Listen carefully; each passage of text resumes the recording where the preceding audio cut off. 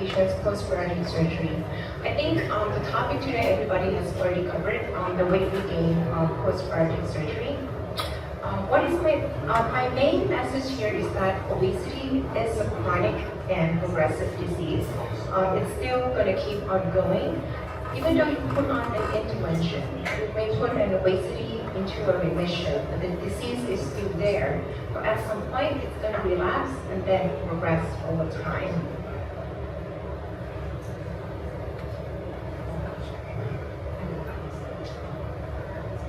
Oh, okay, correct. It is a chronic and progressive disease because we are living in a world with obesogenic factors. Lack of sleep, hormonal changes, medications-induced weight gain. So all these factors, if all of these factors is still ongoing, the disease is going to progress over time. It also depends how the patient can adopt a healthier lifestyle, and that's determine their weight in the long run. The thing is that every single weight loss is going to follow by a weight regain, because our defense mechanism is hardwired in every body system. In the past, we're living in the world where food is so scarce, so our body has a defense mechanism to defend the starvation. So every single weight loss is going to follow by a metabolic adaptation. Your body is gonna burn less, because your muscle efficiency is up. Your muscle is just more much smarter than the previous before, so you're going to burn less. You're trying to eat less, your gut hormone is going to be blunt. Your GLP-1, your GIP, and all that is going to go down. So when you're under energy restriction, you're going to feel more hungry. So that's normal mechanism. And furthermore, your autonomic sympathetic tone is going to go down, even though your thyroid axis, your leptin, and all that. So all in all, it's going to favor weight regain, and that is natural. So what we're going to do with weight regain, as an internal medicine, I evaluate the patient head to toe all over again. It's like as the first time they come to our clinic. What's the degree of obesity right now? What's their comorbidities right now? You may have put in on a diabetic remission, but with the weight gain, the diabetes may already relapse. Your blood pressure may be up already. Did I miss any secondary causes? Head to toe physical exam again. Did I miss a Cushing syndrome or all of that? Look at the medications, lifestyle factors.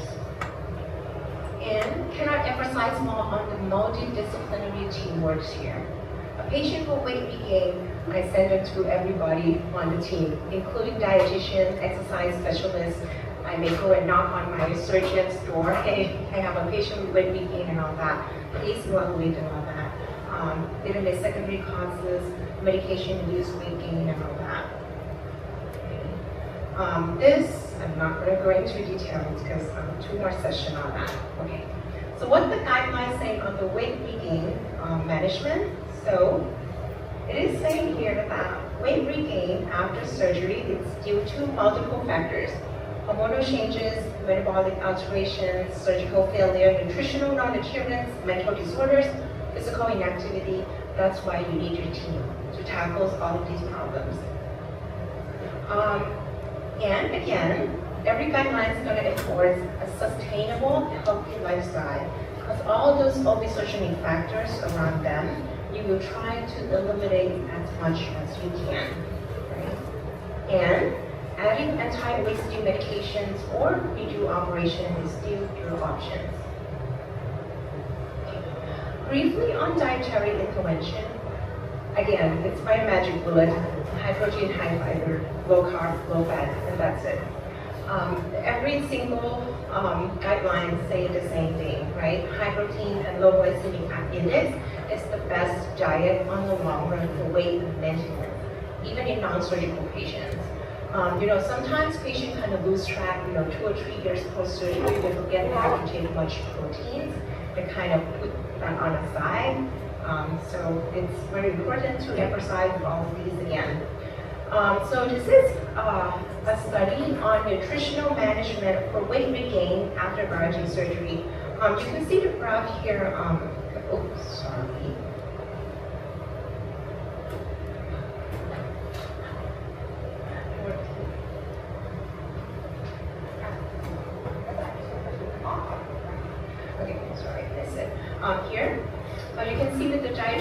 intervention, they're able to bring the weight down. And here, comparing patient who is sedentary and who is active, so lifestyle modification is still works here. But you can see the degree of weight loss, from 84.5 to 82, somewhere in the middle, right? And that might not be enough for most of your patients.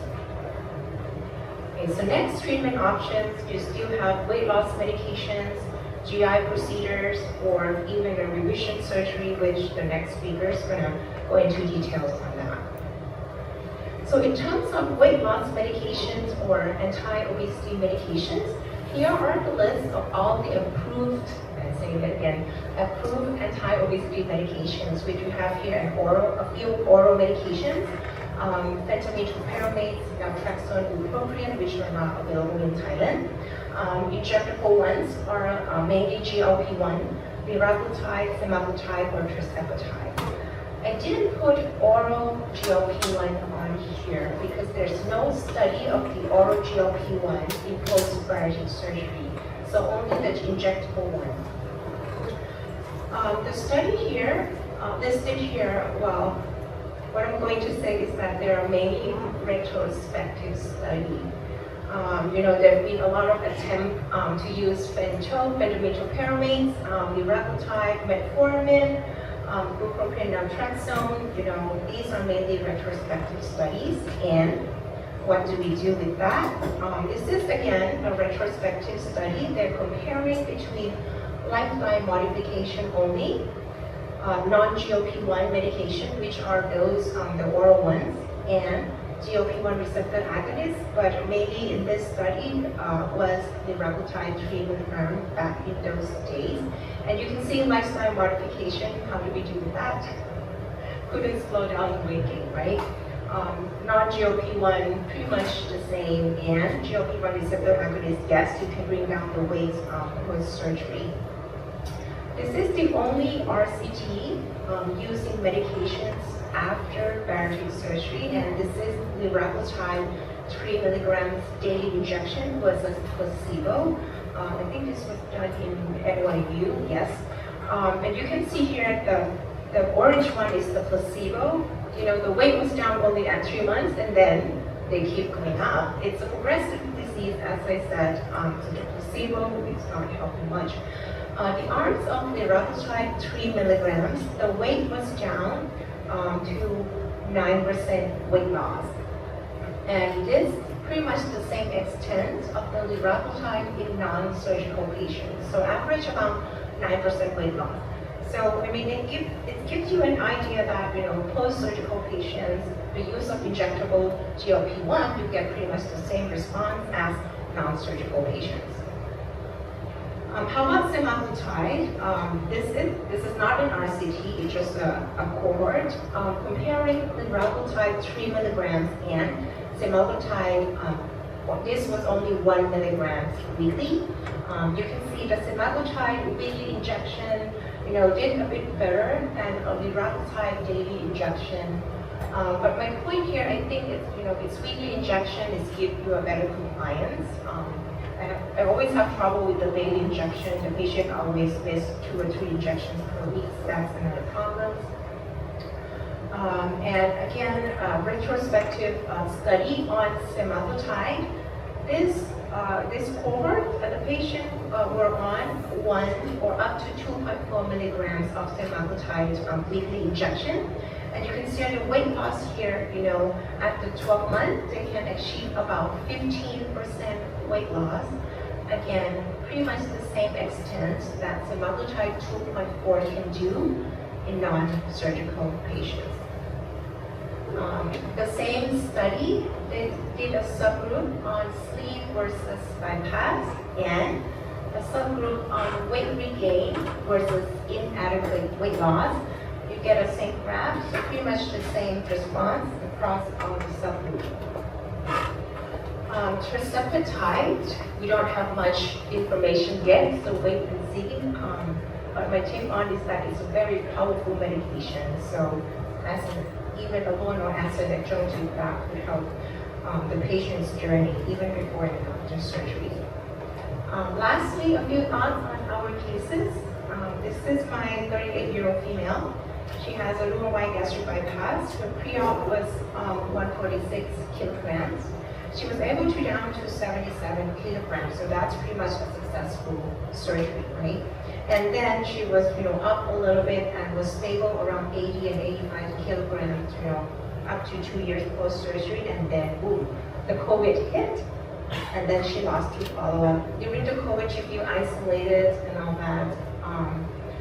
She was diagnosed with a depression 2 years later on several medications and alcohol use, excessive alcohol use, I would say. And also she came back with, weight gain and edema.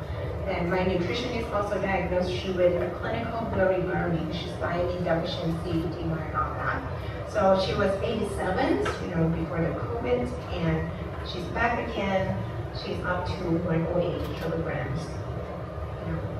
We treated her thiamine deficiency, put her back on track.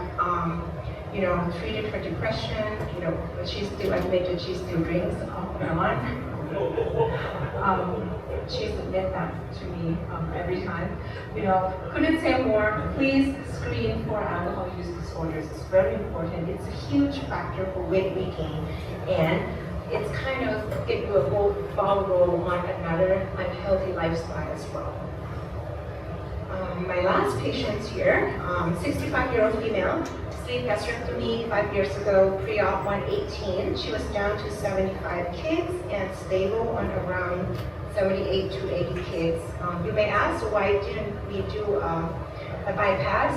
Because she's kind of old, so she chose only for sleeve gastrectomy. But she has diabetes at baseline, and she was on insulin, pre-mixed insulin. Her total daily dose was about 60 units, and plus oral medication, so that's a lot, right? And post-op, she still has diabetes. It's not in remission, but her insulin use from 60 plus was down to only glargine of 8 units per day, plus metformin. She was doing well for several years. The A1C was around, 6-ish and 7. But at some point, she was up from 80 to 89 kilograms. Okay. I asked her what happened. Oh, now she started doing bakery with her kids and all the sugary drinks and all that. So I'm like, okay, she needs to turn around. So, and at that point with the weight gain of 9 kilograms, her A1C up from 7 to 8.6, right? So she didn't want to do a bypass at the beginning. So I'm like, okay, I'm going to put you on GLP-1. I put her on semaglutide. This is only for 1 milligram because it's reimbursable for diabetes.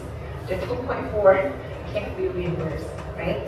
But she did well with lifestyle modification, GLP-1. Her weight is down back to her baseline. I was able to get her A1C down even further more at 6.1. She's quite happy now. All right, I think everybody has the same take-home message that obesity is chronic disease. Even though you put them on an intervention or something, they still need a long-term follow-up and comprehensive follow-up, and you need a good team as well. Thank you.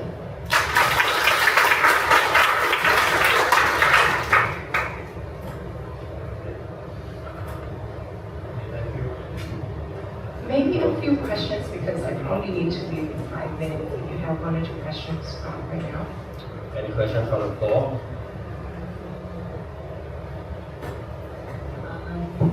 What do you think about the placebo time now? Can be used in all patients after bariatric surgery, or do you have any contraindication about it? Well, I think it's the same idea as with any injectable GLP-1. So, I mean, even pre-op weight loss or, with the post-op weight regain, but it probably needs more data because, medication is needed. Thank you for your nice lecture. So we know that when we stop the anti-obesity medicine, the weight will regain again. And any technique to maintain weight? I always tell my patient is that your weight is the sum of all the 10,000 factors. You put them with a surgery or you put them on a medication, that's only one factor. when you stop or you take out that factors, your weight is going to go up anyway. So, after you stop an intervention, let's say a medication, your weight is going to go up. But how fast or how much is going to go up, it depends on how you have modified the other factors. So all these 10,000 factors, what have left? Right? How much have you done? You wake up early in the morning, you go for a run, you drink a lot of waters, you take enough proteins, you put down your stress, it's 10,000 factors. All these factors, yes.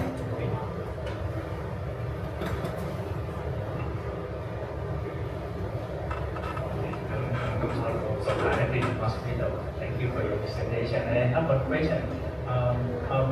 When I go to the medicine conference and talking about the obesity medicine, and then someone comes to me, hey, Anton, now you lose your job already because of the medicine is very effective right now. And recently it's testified, right, to GIP and GM1, right?